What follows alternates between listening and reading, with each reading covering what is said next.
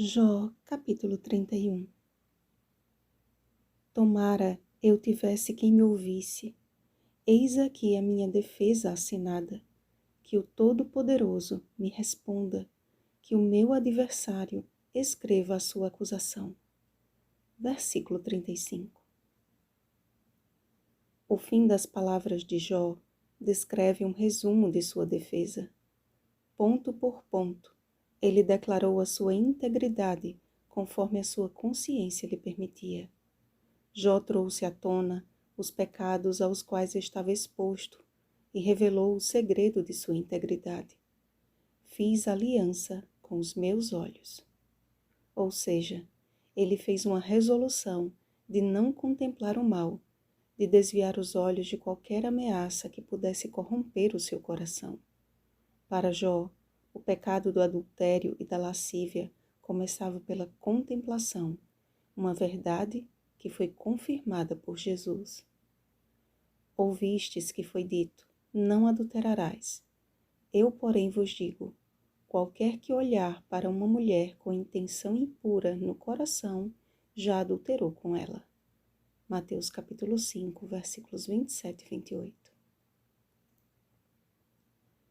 A obediência aos mandamentos de Deus requer constante vigilância e oração.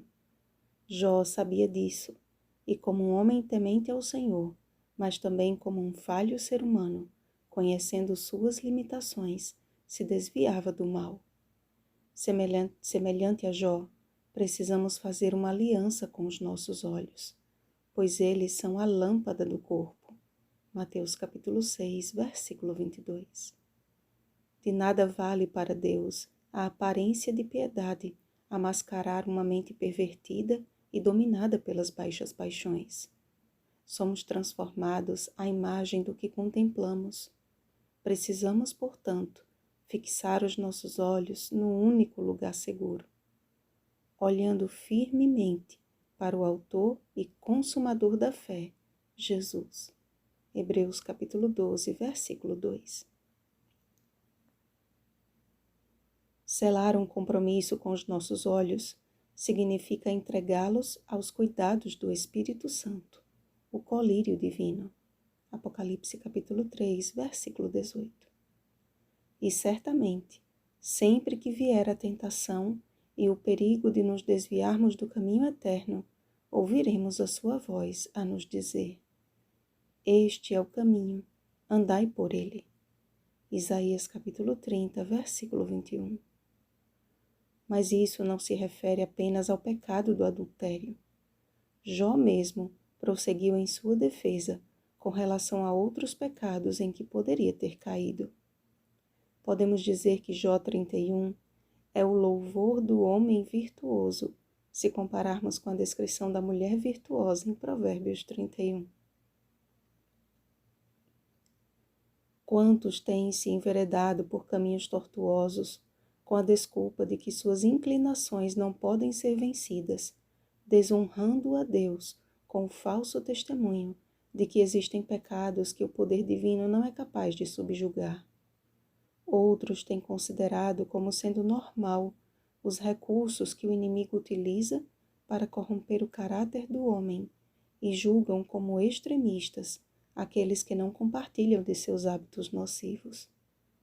As maldições ditas por Jó não foram invocadas para seus inimigos, mas para ele mesmo, caso fosse achado em falta diante de Deus. Será que teríamos agora a mesma ousadia? Amados, fomos chamados para sermos raça eleita, sacerdócio real, nação santa, povo de propriedade exclusiva de Deus, para que a nossa vida seja uma declaração das virtudes daquele que nos chamou das trevas para a sua maravilhosa luz. 1 Pedro capítulo 2, versículo 9. Precisamos buscar uma vida santa, assim como nosso Deus é santo. 1 Pedro capítulo 1, versículo 16. Naquele grande dia, ninguém terá a desculpa de dizer que não sabia disso.